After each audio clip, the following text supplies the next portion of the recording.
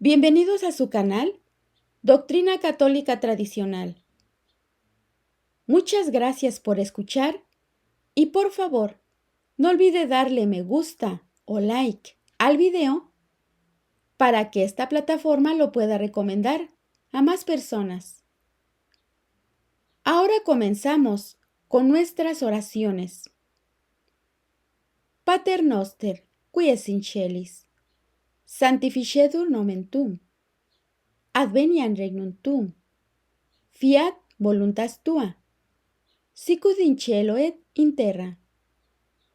Panem nostrum quotidianum da nobis hodie, et dimite nobis debita nostra, sicut et nos dimittimus debitoribus nostris, et ne nos inducas in tentationem, sed libera nos a malo. Amén. Ave María, gratia plena, Dominus tecum, benedicta tu in mulieribus, et benedictus fructus ventris tui, Iesus. Sancta Maria, Mater Dei, ora pro nobis peccatoribus, nunc et in hora mortis nostre. Amén. Sancte Micael Arcángelum, defende-nos in prelio, contra nequitiam et insidias diaboli, esto presidium, imperet illi Deus, supplices deprecamur.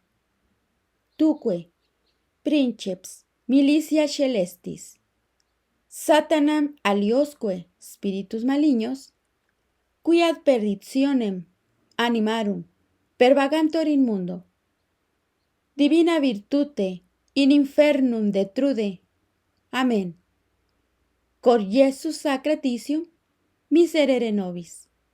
Cor Iesus sacratitium miserere nobis. Cor Iesus sacratitium miserere nobis. Jesucristo y el magisterio de la Iglesia. Es un tema del padre Lucas Prados. Para que la obra salvífica de Jesucristo se extendiera y perdurase a través de los tiempos, él fundó una iglesia. Eligió a aquellos que la tendrían de dirigir, los 12 y sus sucesores. Le dio una estructura jerárquica, Pedro como cabeza de la misma, y le otorgó una serie de facultades para gobernar, para que a través de sus leyes canónicas el pueblo fiel tuviera unas normas en las que regirse.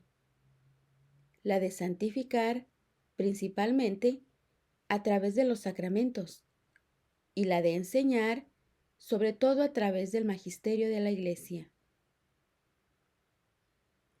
La finalidad de este artículo es descubrir esa voluntad fundacional de Cristo a través de los textos de la Sagrada Escritura y de modo especial profundizar en lo que se conoce con el nombre de Magisterio de la Iglesia. Así pues, adentrémonos en el contenido de esta exposición. Jesucristo, a través de sus palabras y hechos, manifestó claramente su voluntad de establecer una iglesia. Y en San Mateo capítulo 16, versículo 18 leemos: Y yo te digo que tú eres Pedro, y sobre esta piedra edificaré mi iglesia, y las puertas del infierno no prevalecerán contra ella. En San Mateo capítulo 10, versículo 1 leemos: Habiendo llamado a sus 12 discípulos, les dio potestad para expulsar a los espíritus impuros y para curar todas las enfermedades y dolencias. Punto número 2. Y con el fin de poder cumplir fielmente esta misión, le dio a su iglesia el poder de enseñar. En San Mateo capítulo 28, versículos 19 al 20 leemos: Id, pues, y haced discípulos a todos los pueblos, bautizándoles en el nombre del Padre, y del Hijo, y del Espíritu Santo, y enseñándoles a guardar todo cuanto os he mandado. En San Lucas capítulo 10, versículo 16 leemos: El que a vosotros escucha, a mí me escucha, y el que a vosotros desprecia, a mí me desprecia. Y a quien a mí me desprecia, desprecia al que me ha enviado. Los apóstoles, pues, se transforman por mandato de Cristo en guardianes de su rebaño. Cuidad de vosotros y de toda la grey, en la que el Espíritu Santo os puso como obispos, para apacentar la iglesia de Dios, que Él adquirió con su sangre. Hechos, capítulo 20, versículo 28. Punto número 3. Tanto Pedro, cabeza de la iglesia, como el resto de los apóstoles, reciben el poder de atar y desatar. Poder que siempre se ha interpretado como de gobernar la iglesia por él fundada.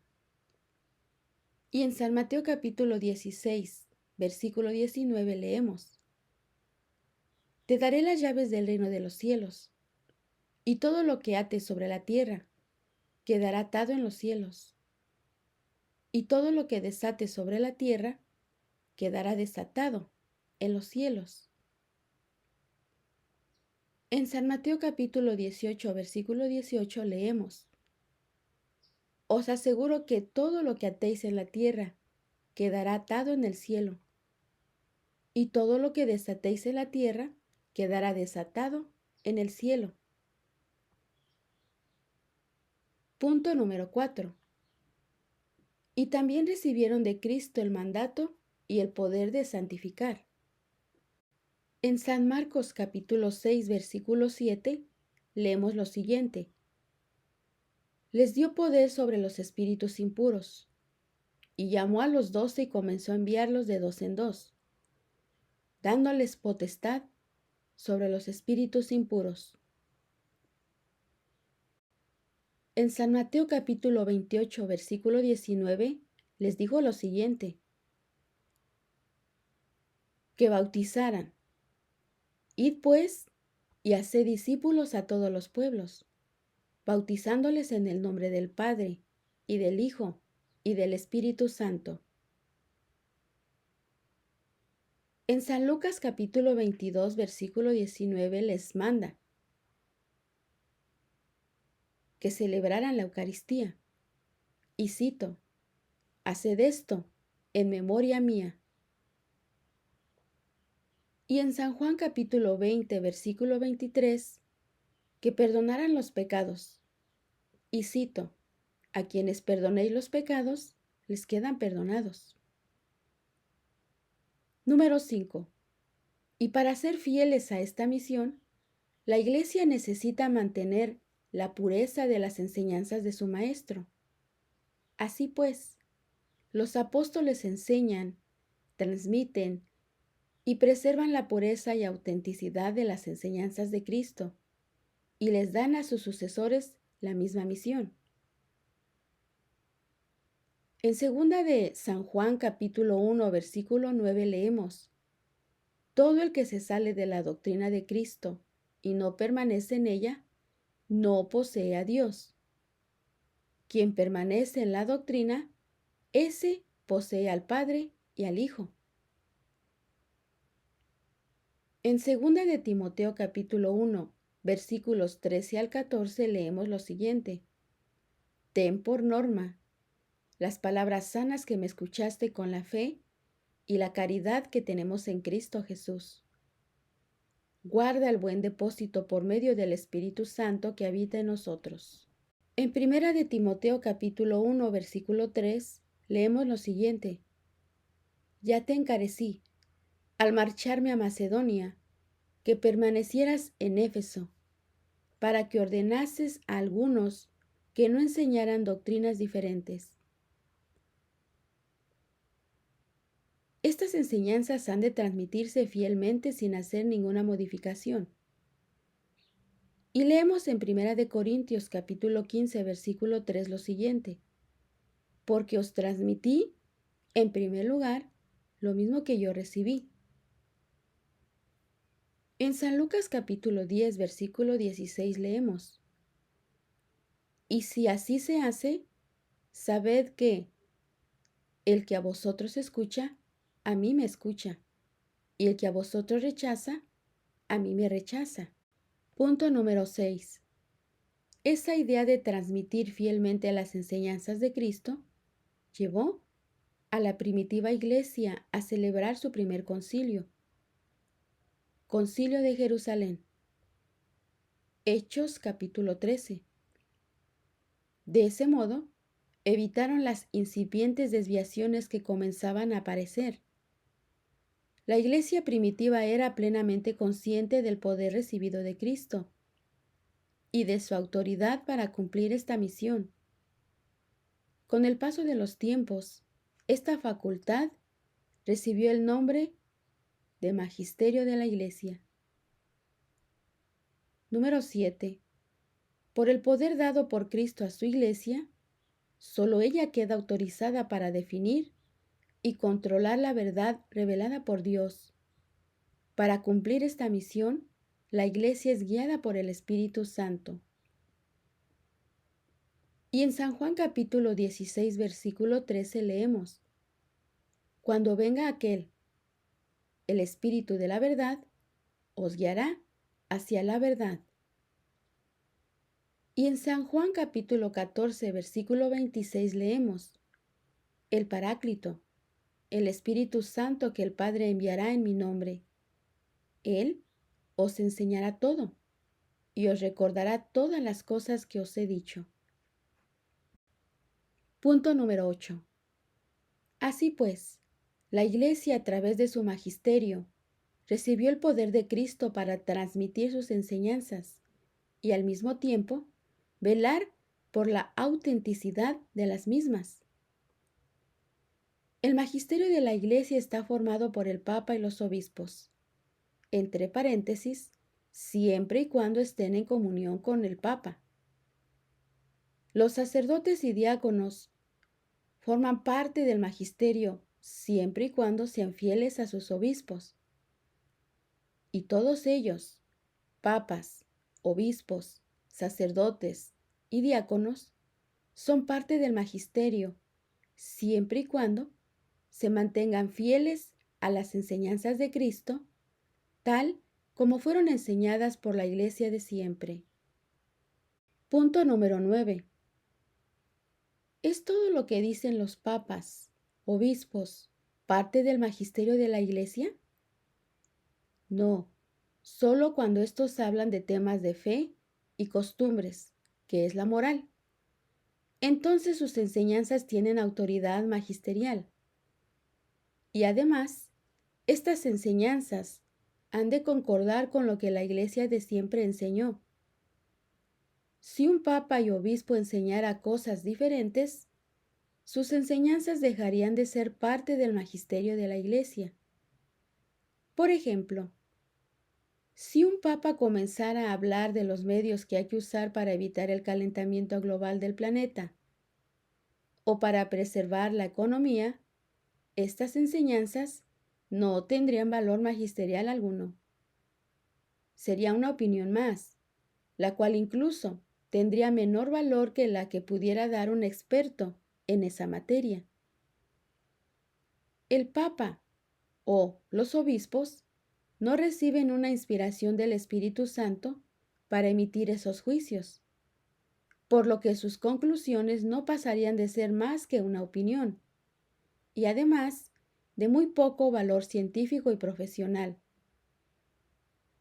El Papa puede hablar de la necesidad moral de respetar la creación de Dios o de atender al prójimo. Y también puede juzgar desde el punto de vista teológico y moral si los medios que se usan están de acuerdo con los designios de Dios. Pero no es función suya decir él cómo esto se ha de hacer. Punto número 10. El magisterio de la Iglesia tiene la grave obligación de preservar la pureza de las enseñanzas de Cristo, sin cambiar una simple coma. Y en San Mateo capítulo 24, versículo 35 leemos: El cielo y la tierra pasarán, pero mis palabras no pasarán. Punto número 12. El progreso del dogma, entre comillas. La revelación pública acabó con la muerte del último apóstol, Dei Verbum, entre paréntesis, por lo que no se puede hablar de revelación pública si ésta no procede de enseñanzas apostólicas. Las enseñanzas oficiales que la Iglesia transmite no pueden sufrir cambios con el paso de los tiempos, dependiendo de las diferentes filosofías o teologías que imperen en la Iglesia.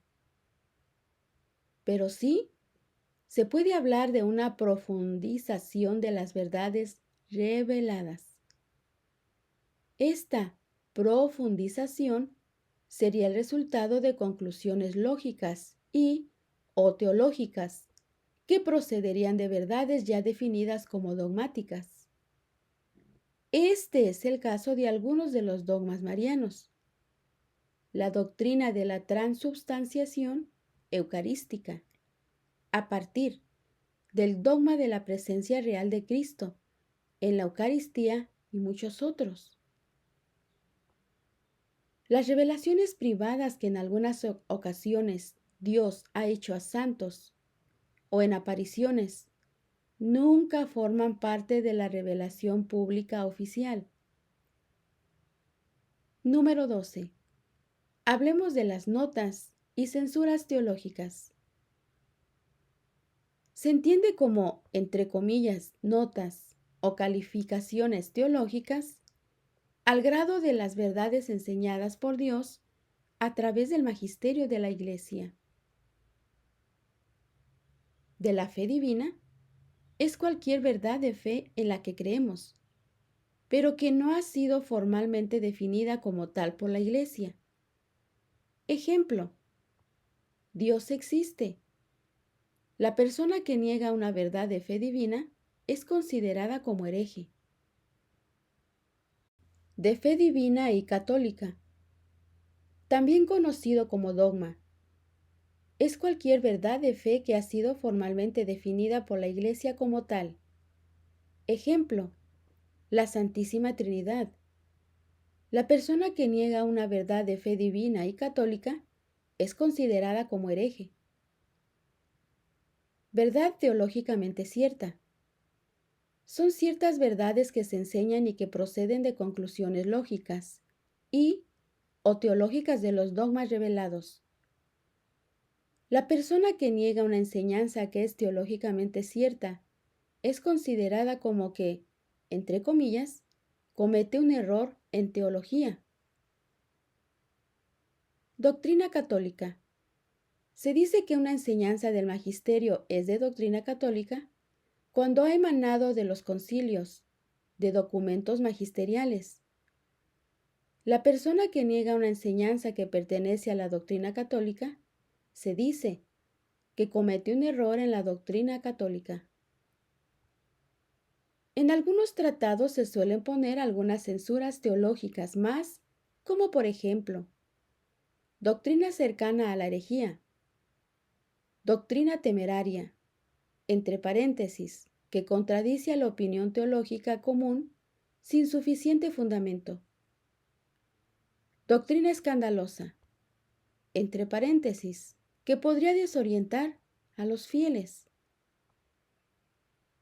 Aunque después del Vaticano II, Concilio Vaticano II, las notas y censuras han desaparecido en gran medida de los manuales y de los escritos de teología. Siguen manteniendo su valor. ¿Cuál ha de ser la postura del fiel católico ante las enseñanzas del magisterio de la Iglesia? Bien, el fiel católico ha de manifestar un asentimiento generoso y humilde a las enseñanzas que provienen de sus pastores legítimos. No pudiendo disentir públicamente, pues podría ser motivo de escándalo para otros, a no ser que, después de intentar hablar con sus pastores para aclarar la situación, no fueran escuchados y los motivos fueran realmente graves. Cuando Dios revela hay que presentarle la obediencia de la fe, por la que el hombre se confía libre y totalmente a Dios, prestando a Dios revelador el homenaje del entendimiento y de la voluntad, y asintiendo voluntariamente a la revelación hecha por Él. Esto lo leemos en Dei Verbum número 5. Cada vez es más frecuente oír voces disonantes que, sin tener la debida formación teológica y moral, disienten públicamente de las enseñanzas del magisterio, lo cual puede llegar a ser una falta grave si la enseñanza de esas personas indujera a confusión o a quitar la fe de los más débiles.